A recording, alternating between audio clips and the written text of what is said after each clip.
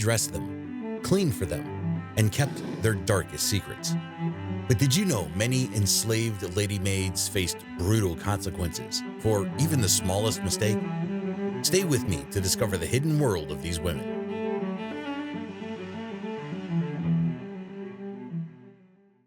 Number 30. A lady's maid had to know it all. At the age of 102, you must have had some interesting experiences. Tell us one of them when you were a little girl. Yes. Well, when I was a little girl in Enslaved days, I always had something to do every day. Every day. I didn't have time to play very much at all. I myself. Did you know a lady's maid was expected to perform dozens of tasks that we can't even imagine today? From caring for her mistress to creating lotions and cosmetics, a lady's maid did it all. A lady's maid is a female personal attendant who waits on her female employer. The role of a lady's maid is similar to that of a gentleman's valet. A lady's maid's job description was vast and required knowledge that may now be lost in time. In between caring for her mistress, she was expected to mend her clothes, remove spots, iron, and make poultices, lotions, and cosmetics. She was also a hairdresser, dresser, cosmetician, cleaner, supervisor of lesser servants, seamstress, and companion, all rolled into one. Number 29. Ladies' maids were skilled in hair, makeup, and fashion. Imagine being a master of dressmaking, hairstyling, and cosmetics. Well, a lady's maid had to do all this and more. Their expertise was unparalleled, often transforming their mistress multiple times a day. A lady's maid was clever and competent in performing the duties of her place. She must have understood dressing, dressmaking, repairs to fabric, arranging the lady's clothing for a dinner party. They needed to be highly skilled in various domestic arts, such as hairstyling and cosmetics. Certainly, her hairstyle could be changed several times during the day. For example, she may start with an appropriate morning style and later change to something more elaborate for an evening function. Hair fashion was extremely important for the mistress of the house. A lady's maid was responsible to attend to all of the personal needs of her lady and acted in ways similar to a gentleman's valet. To achieve this, a lady's maid needed to have an arsenal of various skills, and many a lady's maid's talents were connected with her mistress's toilette and wardrobe. Duties included selecting clothing and millinery that highlighted and improved her mistress's complexion and figure. It also meant the lady's maid was responsible to protect, maintain, and repair her mistress's skin so that she would be less likely to suffer from age spots, freckles, pimples, moles, warts, wrinkles, or other skin imperfections. Hairdresses and hairstyles were another vital component of a mistress's toilette, and no woman wanted to look ridiculous just to be in vogue. A lady's maid also had to balance the latest fashions, makeup, and millinery styles with her mistress's physical advantages and disadvantages. Moreover, the lady's maid had to ensure that when her mistress stepped into the street, the mistress reflected her best work. Furthermore, the lady's maid would also keep the brushes and combs clean. Appropriate cleaning methods would be used to ensure the items were not damaged in the process. Any false hair or transformation, the name used for wigs, used would be under the care of the lady's maid. Number 28. Ladies' maids had to keep their mistress's secrets.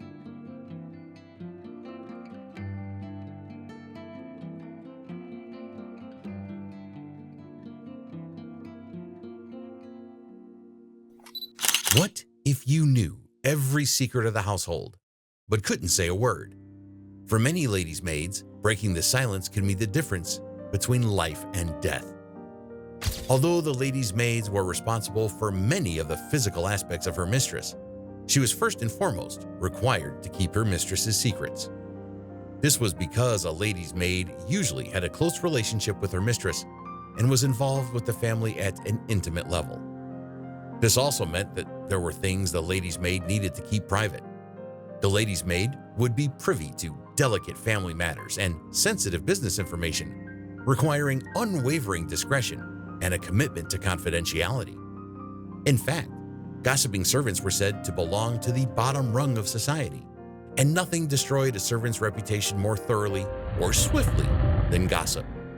It was for this reason that a lady's maid was advised: never look into letters if they are left in your way, nor hang about the doors to listen to the conversation when visitors come, nor give encouragement to the servants of your employer's visitors to be communicative.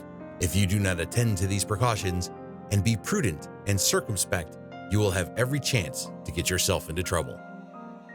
Moreover, one author noted that a lady's maid should never repeat anything seen nor heard, either to the domestics or to friends. It ought to be kept as secret as if you had taken an oath not to reveal it. Further, many things will be forgiven you in other matters, but no lady will ever forgive a betrayal of confidence in family affairs, and you have no right to expect it. If an enslaved lady's maid leaked information she heard from her owners, the consequences could be severe and brutal. Enslaved individuals were expected to maintain strict confidentiality, and any breach of this expectation could lead to harsh punishments. Number 27, an exhausting life with no appreciation. Their days were long, their work grueling, and yet their efforts were rarely recognized. The life of a 19th century lady's maid was not for the faint of heart. The life of a 19th century maid was challenging, as their workdays were long and physically demanding. They typically worked from early morning, extended well until late at night, with minimal time off. Their work was essential in maintaining the smooth functioning of the household, and their efforts were often underappreciated. Number 26, little time for themselves. For enslaved persons who worked in the great houses of plantations in colonial Virginia, Stratford Hall was home to 4 generations of the Lee family. Like the Washingtons, Imagine working from sunrise to sunset, with only brief moments of freedom. For many ladies' maids, this was their harsh reality. Time off was little, but the evening hours from 8 o'clock in the evening were her own, often being allowed out for a walk in the afternoon, and naturally on Sundays to attend morning and afternoon or morning and evening church. Large estates, such as Wells, had a church of their own for staff to attend. A lady's maid had the potential to be at work from early in the morning until late at night, depending upon the day. Not much time to spend with a spouse. If they did marry, I bet they were forced to quit when they had a child. There would be no time to care for a child and your mistress. Number 25.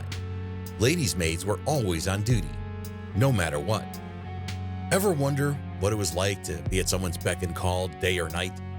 Ladies' maids rarely had a moment to themselves. Ladies who could afford the luxury of a maid would always keep one. The lady may have shared her maid with her daughter or daughters, ensuring that the entire family benefited from the maid's services. There were some, though well able to afford to keep a lady's maid, who were too independent to accept the services of one, preferring to do everything for themselves. These women valued their autonomy and preferred to handle their own affairs, taking pride in their self-sufficiency. This choice reflected a desire for personal freedom and a break from the traditional reliance on enslaved labor, highlighting a complex social dynamic where independence was sometimes valued over the convenience of having a maid. Number 24. Ladies' maids were experts in fabrics and fashion.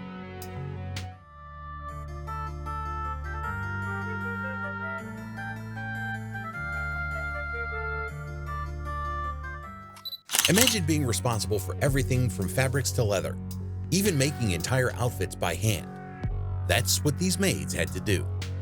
She must have possessed good taste, understood the care of fabrics, leather, silk, wool, and had experience in carrying out the repair of all clothes, ensuring that garments remained in pristine condition. Additionally, she was often required to hand-make entire outfits for the lady of the house, a highly sought-after skill that demanded precision and creativity. This role required a combination of technical expertise and artistic ability, making the maid an invaluable asset to the household. Her work was essential in maintaining the appearance and status of her mistress. Number 23. Rich ladies' maids got surprising gifts. Sometimes loyalty paid off, but only if your employer was rich enough. Lady maids could occasionally receive surprising gifts. Ladies' maids also acquired certain gifts from time to time within her employment, but only in cases where the lady was very wealthy. The more expensive toiletries, fur, satin, lace, and so on were never given, but sometimes to the maid in the event of the lady's death. In small households where upper housemaids were not kept, the lady's maid, after tending to the lady of the house, would then take on other duties also. After attending to the personal needs of the lady of the house, she would take on additional duties such as cleaning, managing household chores, and sometimes even assisting with the care of children. This dual role required the maid to be highly adaptable and skilled in various tasks, making her an indispensable part of the household. Her ability to juggle multiple responsibilities showcased her value and the reliance placed on her by the family she served. Number 22. How serving a nice or mean mistress could change everything. Serving a kind mistress might have been one of the few silver linings in this challenging role. But what about a difficult one? The role of the lady's maid would have been quite a nice position to have on a Victorian estate, especially if the lady of the house was of a friendly disposition. However, the experience could be drastically different if the mistress had a difficult disposition, such as that of Caroline Bingley, a minor antagonist in Jane Austen's Pride and Prejudice. Caroline Bingley is known for her haughty and condescending nature, often making life challenging for those around her. Serving a mistress like Caroline Bingley would likely be a nightmare, filled with unreasonable demands and constant criticism. The contrast between a kind and harsh mistress highlights the varying experiences enslaved ladies' maids could have, depending on the personality of the lady they served. This dynamic significantly impacted their daily lives and overall well-being. In some ways, it does sound like a lonely life, as I can't imagine much of the household staff befriending the servant who was the eyes and ears of the mistress below stairs. Number 21. The decline of ladies' maids in the 20th century. Whilst they were packing to go up to Virginia, I was packing to go. I didn't know where, for I knew that if I went back to Virginia, I should never get my liberty.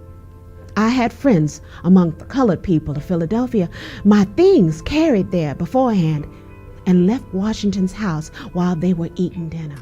As times changed, the need for a lady's maid started to disappear, but the transition wasn't easy for everyone.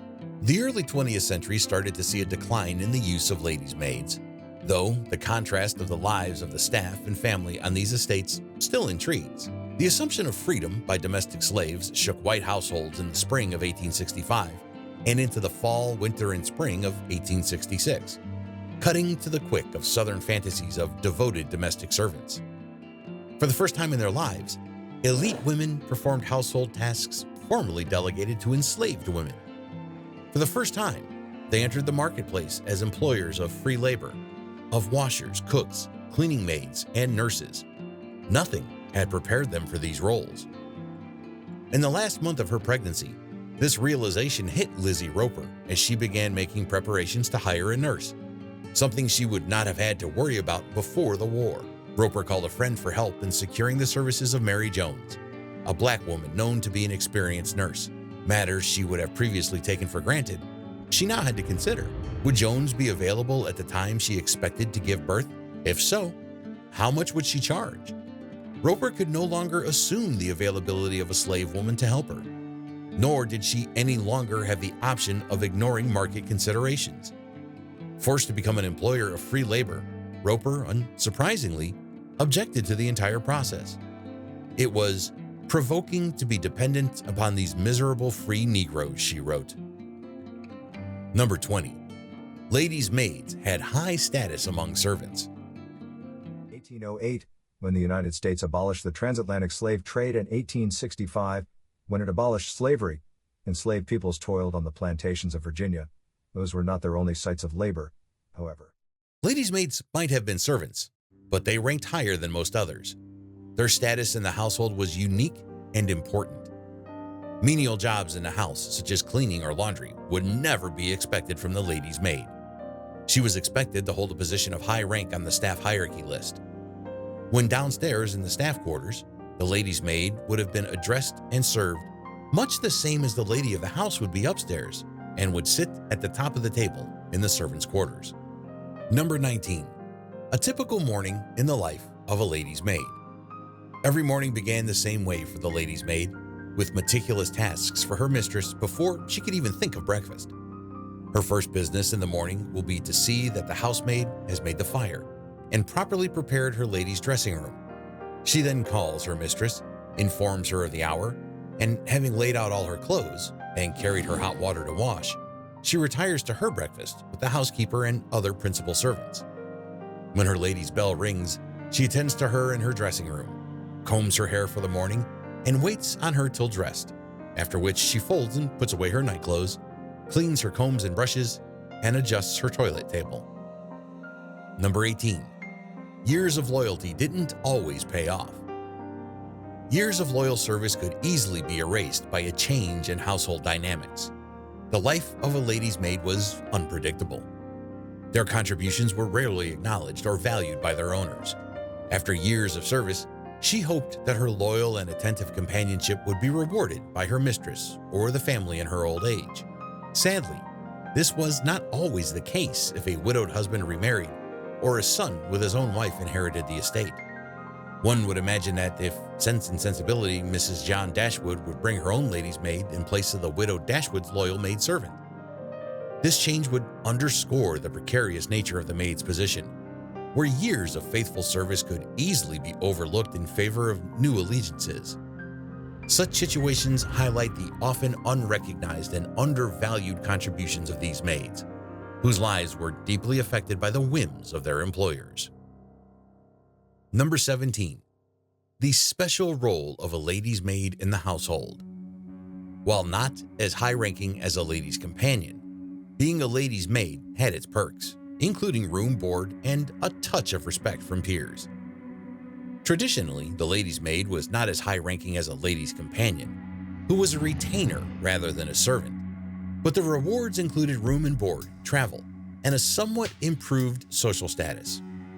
In some cases, a lady's maid would be addressed by her surname by her employer, reflecting a formal and somewhat distant relationship.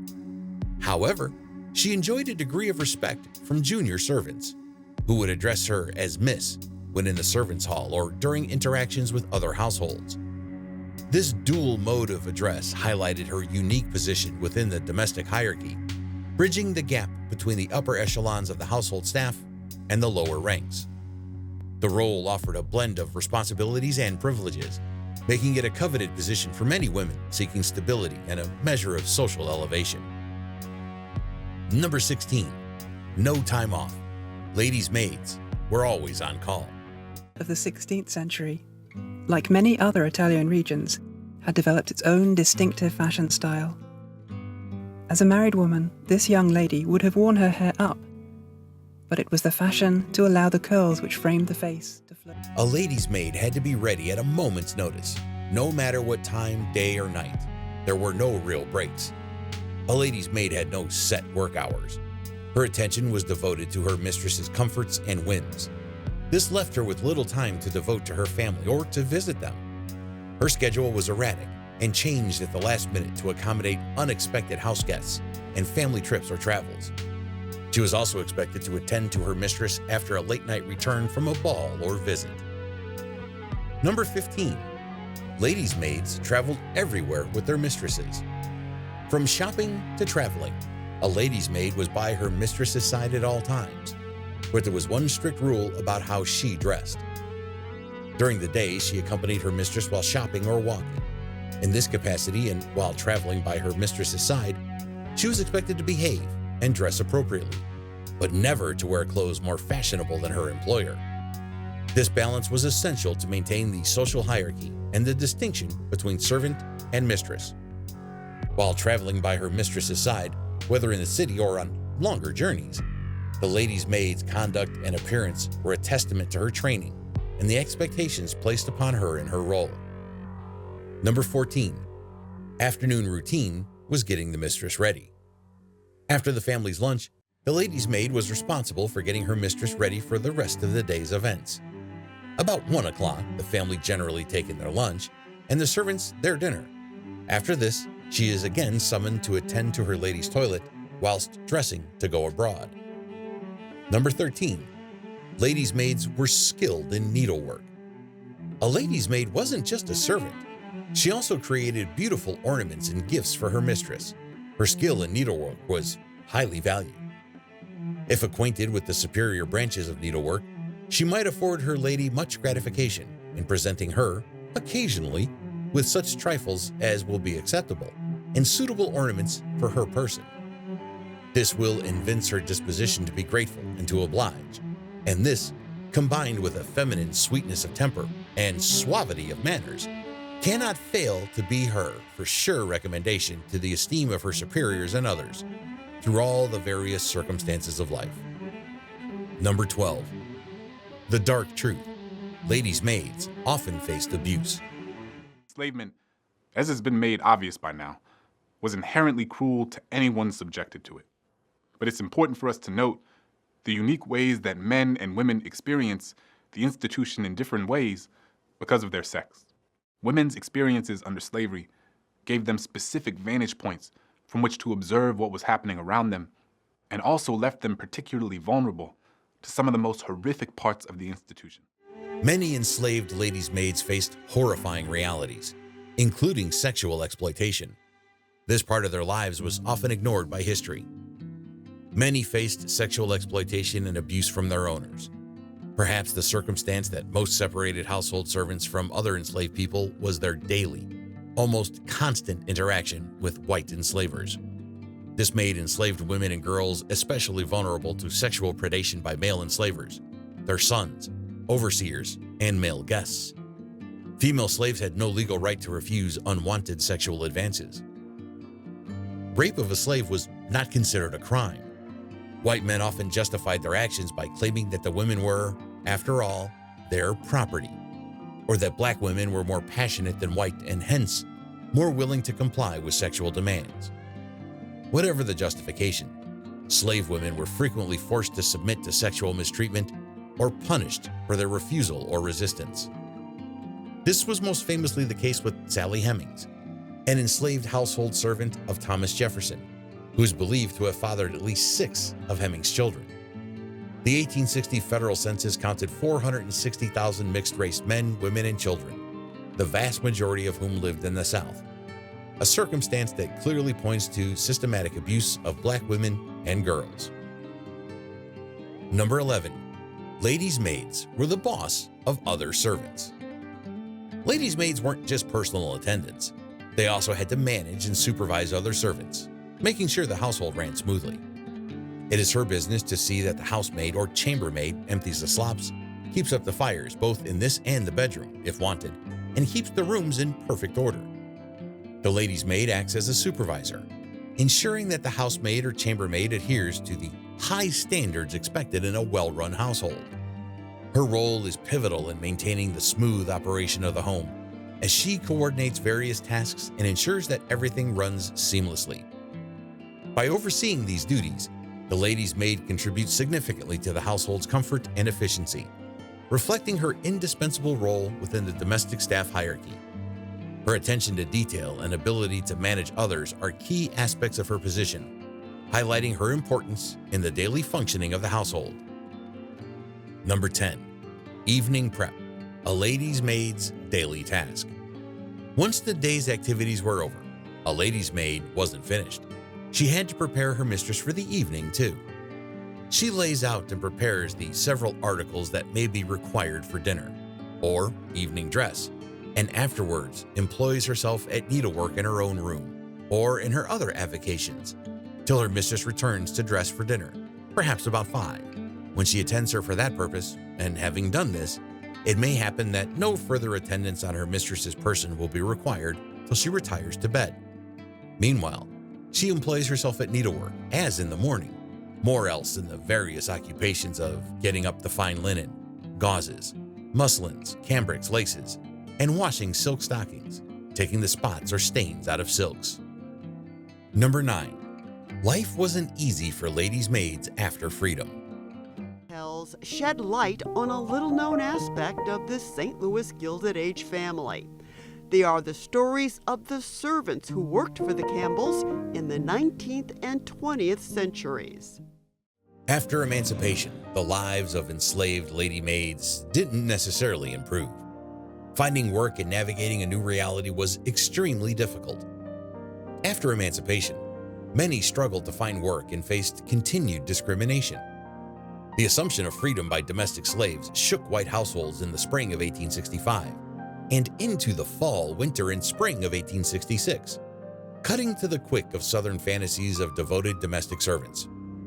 For the first time in their lives, elite women performed household tasks formerly delegated to enslaved women. For the first time, they entered the marketplace as employers of free labor of washes, cooks, cleaning maids, and nurses. Nothing had prepared them for these roles. Number 8. Ladies' maids stepped up when the housekeeper was away. When the housekeeper was away, the lady's maid had to step into her shoes, making tea, coffee, and overseeing the household. In the absence of the housekeeper, the lady's maid would take on additional responsibilities, including making tea and coffee for the drawing room company. This task required her to be proficient in the art of tea and coffee preparation, ensuring that the beverages were served to the highest standards expected by the household. She would need to be familiar with the preferences of the guests and the proper etiquette for serving in a formal setting. This included arranging the tea service, selecting the appropriate china, and presenting the beverages with elegance and precision. Additionally, the lady's maid would need to manage the timing of the service, coordinating with other staff to ensure that everything ran smoothly. This role required her to be adaptable and capable of stepping into different duties as needed, showcasing her versatility and reliability. The ability to seamlessly transition into the housekeeper's role in her absence demonstrated the lady's maid's importance within the household hierarchy. Her competence in handling these additional tasks ensured that the household maintained its standards of hospitality and service, even when key staff members were unavailable. This adaptability was a testament to her training and the trust placed in her by her employers. Number 7. It took years to become a top servant. Becoming an upper-level servant like a lady's maid didn't happen overnight. It took years of skill building and patience to achieve that position. Upper servants took years to acquire the necessary skills for their positions, which took years of patience and planning. This personal investment was worth the wait if an upward-bound position opened. A century later, Barrow and Molesley in downtown Abbey experienced the travails of thinking they had achieved their goals, only to lose their positions and settle for situations lower down again. Number 6. Ladies' maids worked even after their mistresses went to bed. Even at night, a lady's maid's responsibilities didn't end. She had to ensure her mistress's comfort and well-being, no matter the time. Previous to her mistresses retiring for the night, she will have looked out her nightclothes and aired them well, and she will not only now, but at all times when she goes to dress, carry up hot water for washing, etc. And when she goes to bed, she will carefully examine all her clothes and do all that is necessary to be done to them before she folds them away. If her lady be elderly, infirm, or unwell, she will sometimes be required to bring her work and sit with her, to administer her medicines, and sometimes to read to her. Number 5. Why many servants quit their jobs so quickly. Despite the loyalty and long hours, many servants left their jobs after only a short time. Job security wasn't always guaranteed. In the early 19th century, servant turnover was already surprisingly high. This trend became more worrisome as the century wore on. Those who remained with a household did so for job security. They might not have had other prospects for employment, or they might have had moved to better employment. Those who remained with the household often did so for the sake of job security. They might have lacked other prospects for employment, making it difficult to leave a stable position, even if the conditions were less than ideal. For some, the familiarity and routine of their current employment provided a sense of stability that outweighed the uncertainties of seeking new work. Additionally, long-term service could sometimes lead to better treatment and increased trust from their employers, which might not be guaranteed in a new position. On the other hand, some servants who stayed with the household did so because they had moved into better employment within the same household, such as being promoted to a higher ranking position. This upward mobility within the domestic staff could provide a more comfortable and rewarding experience, encouraging them to remain loyal to their employers. Number 4. Ladies' maids had to master reading aloud. When Black Americans came here from Africa and were brought here as slaves, they did not come unprepared or without experience in life. They knew how to hunt, to fish, how to grow crops. They were especially very good at growing crops. A lady's maid didn't just manage clothes and household tasks. She was also expected to entertain her mistress with skilled reading aloud.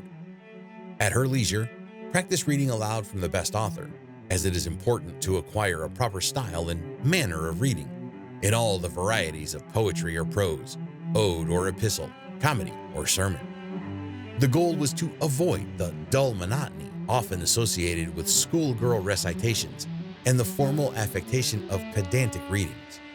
Instead, she aimed to follow nature as her guide, mastering the nuances of emphasis, modulation, and delivery. The skill was highly valued, as it allowed her to entertain and educate her mistress and guests with grace and eloquence. By honing her reading abilities, the maid not only improved her own literacy and cultural knowledge, but also enhanced her standing within the household, demonstrating her versatility and dedication to her role. Number 3. Meet the last lady's maid in history. As the era of ladies' maids came to an end, we know of one of the last, whose story still echoes through time. The last recorded lady's maid at Wells House and Gardens was a girl called Ida Chambers, approximately 19 years old. Her name appears on the 1911 census. On the 1901 census, the lady's maid was an older woman called Lace, who had traveled from England with Lady Frances after her marriage in 1870 to Charles Mervyn Doyne. Such loyalty and long-standing employment between a lady's maid and the lady of the house was common. Number 2. Why lower servants lived in terrible conditions.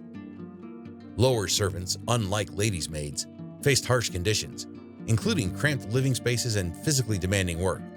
Life wasn't easy. The working lives of lower servants were not easy. They slept in cramped attic rooms that they shared and that were cold in winter and hot in summer. Many toiled in damp basements throughout the day and carried heavy buckets of water to heat for food, laundering clothes, or bathing. No wonder upper servants, land stewards, butlers, and valets on the male side, and cooks, ladies' maids, and housekeepers on the women's side were positions preferred by those who sought employment. These occupations came with the perks of private rooms and status in the servant hierarchy. Servants who worked under them deferred to their wishes, since few from the lower orders spoke to the master or mistress of the house. Number 1. The secret perks of being a lady's maid. Cleaned and maintained the rooms of the Washington mansion. Branham and other enslaved housemaids faced a relentless cycle of domestic work, lighting fires, making beds, washing clothes and linens, sweeping and scrubbing floors, and dusting furniture, amongst other duties. While ladies' maids often lived difficult lives, there was one unique perk. They were gifted their mistress's old, out-of-fashion clothes. As mentioned before, a lady's maid spent the majority of her day above stairs in comfortable and often luxurious surroundings, ready to change her mistress's dress or to rearrange her hair for an evening out at a moment's notice. She received a major perk that other upper servants did not: her mistress's old clothes that were out of fashion. It was important that she look presentable when accompanying her lady on walks, visits, or out-of-town trips. She could not, under any circumstances, outshine her employer. For extra money, she had the freedom to sell her secondhand gifts or refurbish them. The travel, the visits to grand houses, her companionship with her lady when she read to her or listened to her confidences, all these were hers in exchange for loyalty, sacrifice from seeing her family freely, and for being discreet. Thanks so much for watching. If you loved uncovering the truth about enslaved lady maids, be sure to check out our other videos exploring hidden corners of history. Don't forget to like, subscribe, and hit that bell for notifications so you never miss out on our latest uploads. See you in the next one.